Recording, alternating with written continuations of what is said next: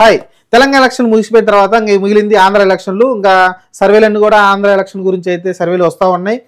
ముఖ్యంగా అయితే ఆంధ్రాలో జరిగే ఎలక్షన్ గురించి, ముఖ్యంగా ఎమ్మెల్యేలు కాకుండా ఎంపీల గురించి అయితే ఒక సర్వే వచ్చింది. అందులో టైమ్స్ నౌ వచ్చింది కదా, టైమ్స్ నౌ మంచిగానే ఇస్తుంది. తెలంగాణలో జరిగినప్పుడు కావచ్చు కాంగ్రెస్ గెలుస్తుందని ఇచ్చింది. అలానే ఇప్పుడైతే ఆంధ్రప్రదేశ్లో అయితే ఖచ్చితంగా వైసీపీ మళ్ళీ ప్రభుత్వం నిర్మిస్తుందని అయితే చెప్తా ఉంది. మళ్ళీ అదిగాక సీట్లు ఈసారి ఇంకా పెరిగేటట్టు కనిపిస్తున్నాయి. ఎందుకంటే ఇంత ముందు కన్నా ఇంకా ఇప్పుడు ఎలక్షన్ జరిగితే ఇంకా ఎక్కువ సీట్లు వచ్చే అవకాశం అయితే కనిపిస్తుందని అయితే ఈ సర్వే అయితే చెప్తా ఉంది. ఇంకా ఎంపీ సీట్లు అయితే లాస్ట్ టైం గెలిచిన దానికన్నా ఇప్పుడు 24 నుంచి 25 వస్తాయని చెబుతుంది. అంటే టీడీపీకి ఒక్క సీటే వస్తుందని అయితే ఈ సర్వే అయితే చెప్తా ఉంది. ఇది ఒక సంచలనం అన్నమాట. అలానే దేశవ్యాప్తంగా చూసుకుంటే మోడీకి మొన్న వచ్చిన 300 సీట్లు కాకుండా ఈసారి 400 దాకా రీచ్ అయ్యే అవకాశం అయితే కనిపిస్తుంది. ఎందుకంటే రాజస్థాన్, మధ్యప్రదేశ్, ఛత్తీస్గఢ్ ఈ ఇటల్లో రీసెంట్గా గెలిచిన తర్వాత ఇంకా సీట్లు పెంచుకునే అవకాశం అయితే కనిపిస్తూ ఉంది. ఎందుకంటే గుజరాత్ ఆల్రెడీ గెలిచింది, ఉత్తరప్రదేశ్ ఈసారి మళ్ళీ గెలిచే ఛాన్స్ ఉంది. కాబట్టి ఓవరాల్ చూసుకుంటే ఈసారి 400 రీచ్ అయ్యే అవకాశం అయితే కనిపిస్తుంది. బీజేపీ, ఎన్డీఏ కూటమి కావచ్చు. ఇంకా ఆంధ్రప్రదేశ్ సంచలనంగా మారింది. ఆంధ్రప్రదేశ్లో అయితే దాదాపు 25 సీట్లు జీరో చేస్తుంది. అంటే ఇంకా టీడీపీ ఒక్క సీటు కూడా రాకుండా అయితే జీరో కనిపిస్తుంది. మరి టైమ్స్ నౌ ఇచ్చే సర్వేలో అంటే దీన్ని బట్టి అర్థమవుతుంది జనసేన, టీడీపీ కలిసి పోటీ చేస్తున్నప్పటికీ ఈ సర్వేలో మార్పు అయితే కనిపించట్లేదు.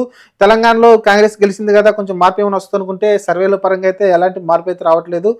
మరి వైసీపీ గవర్నమెంట్ ఫామ్ చేస్తుందని అయితే క్లియర్గా ఇస్తుంది. అందులోనూ బంపర్ మెజారిటీ తోటి ఎమ్మెల్యేలు కూడా సేమ్ సీట్లు ఒక 150 దాకా మళ్ళీ అవే ఉండేలా కనిపిస్తున్నాయి అంట.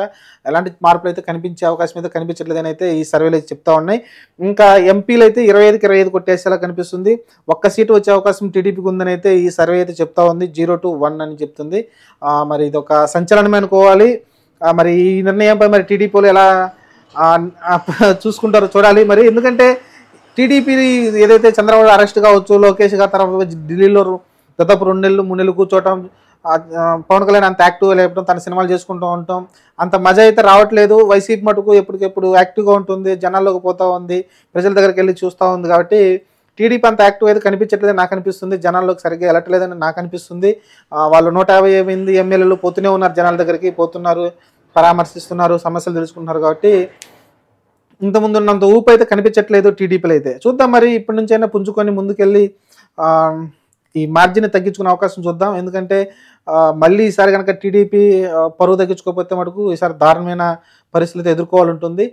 ఇంకా ప్రత్యామ్నాయం వైపు అయితే వెళ్తారు. తర్వాత చూసుకుంటే ఇంకా తర్వాత జనసేన కూడా వదిలేసి వెళ్లాల్సి ఉంటుంది. తర్వాత జనసేన, బీజేపీ కలిసి నిర్మిస్తుందేమో మరి సెకండ్ పార్టీగా వైసీపీకి వ్యతిరేకంగా. చూడాలి మరి ఇలాంటివన్నీ జరగాలంటే ఈ ఎలక్షన్ జరగాలి కదా ముందు. ఈ ఎలక్షన్ జరిగిన తర్వాత ఏ విషయం మనకు తెలుస్తుంది. ప్రస్తుతానికైతే టీడీపీ, జనసేన పొత్తులో ఉన్నారు కాబట్టి పొత్తులోనే ముందుకెళ్తున్నారు.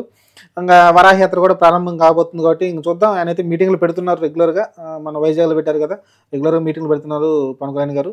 చూద్దాం మరి ఇంకా ఈ సర్వే చూసిన తర్వాత మరి టీడీపీ వాళ్ళు ఎలా రియాక్షన్ వస్తారో చూద్దాం.